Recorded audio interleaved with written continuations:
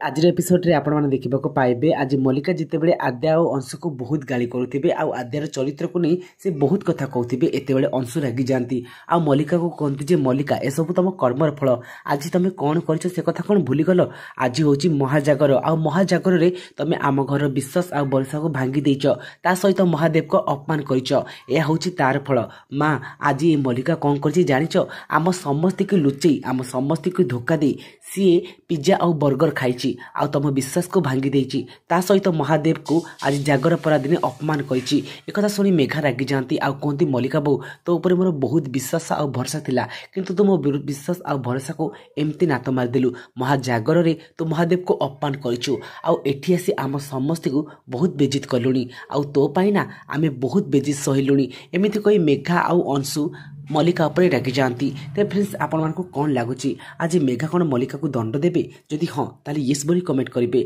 आद्या और अंशु को जोड़ी आपण मानकु केमिति लगुच कमेंट करी कहतु।